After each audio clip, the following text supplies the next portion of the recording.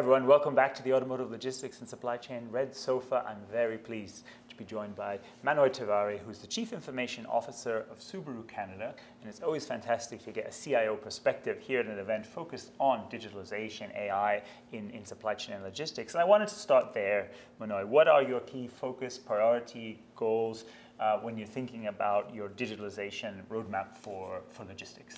Yeah, so a few years ago, we kicked off our modernization and transformation plan for all of our systems, including the logistics, both for our parts, service parts, as well as our finished vehicle logistics.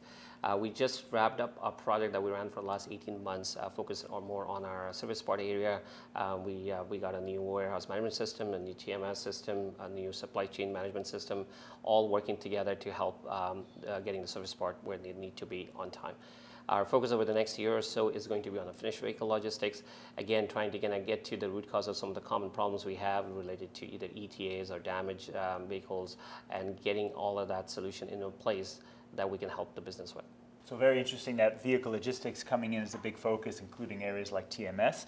Another topic for finished vehicles that's been important at our discussion today has been the integration of data hubs, a kind of digital control tower to bring all that information together. Now, I can imagine data lakes and data hubs are an important area for you as well. Is it also part of your, if you like, modernization system map for vehicle logistics? Absolutely. I think that's in scope for our modernization.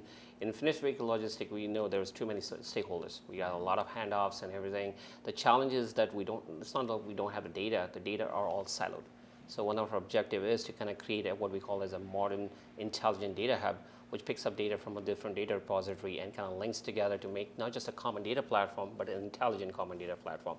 And the idea is then we can build solution on top of that data set or that data platform. Absolutely. Very, very important.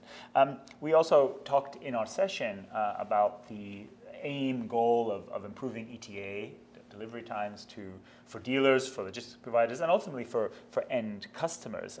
But of course, that does depend on that integration of data in an intelligent way. Where do you see some of the gaps, challenges, as well as opportunities to close that and to fulfill that goal? Absolutely. I think, again, it's trying to go back to the source, which is getting data from all of our partners in a reliable way, with a high level of quality. The idea is to move away from a batch process to more of a near real-time leveraging API, so that we have more data coming in, high quality data, reliable data, on-time data that we can then again be able to leverage for all the solutions that we're thinking of building to solve some of the problems. The ETA, of course, is the biggest problem from a dealer and from a customer perspective. In 2025, the expectation in the market is that we should be able to figure out an ETA for a product, in this case, our vehicles as well. The challenge, of course, is to be able to kind of get this all data aggregated and built on a platform that we can surface it up and provide, I would say, realistic ETAs to our vendors, to our dealers and customers. We are working with our vendor partners to be able to kind of aggregate the data, leveraging the API platforms that we have on the cloud. We're also looking at, and this is maybe a phase 3 approach, is to basically bring in data from like traffic data, weather patterns data, so we're able to predict if there is going to be a delay in the ETAs as well. Very, very interesting. Clearly, one of the big topics driving disruption in the supply chain right now in North America are the tariff implementation. You're in Canada. This is perhaps situation is exactly the same, but nonetheless, there's Subaru production in the US. There is cross-border flow. Is this driving change as well in your system landscape? Tariff is definitely one of the challenges right now, but tariff is not the only challenge we have. Like, over the past few years, we have seen everything from COVID to microchip processing issues, or wildfires, port disruption with job actions and things like that. So tariff is another challenge that we have to face.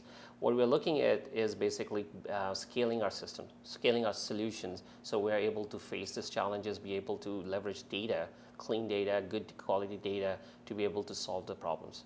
What we don't know is what's going to happen next. So rather than trying to chase just solving one problem, what we want to do is build flexible, scalable solution that can empower the business user to be able to tap into the data, be able to find the solution that they're looking for.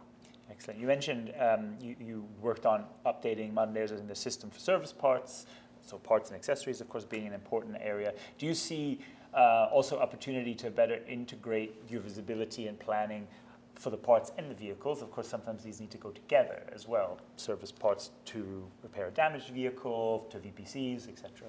Absolutely. This is one of the most overlooked area in the finished vehicle logistic. Many people are not aware that we have to kind of provide parts to either the ports, the compound, to accessorize the vehicles as well over there. So again, going back to my code on that, we have data, but it's all siloed. Trying to bring all this data into one common data platform, an intelligent common data platform, is the key to solve this problem. So that we know from the manifest files or how many vehicles are coming on the port, so we can then basically supply the required amount of parts or accessories at the ports as well, or to the compounds.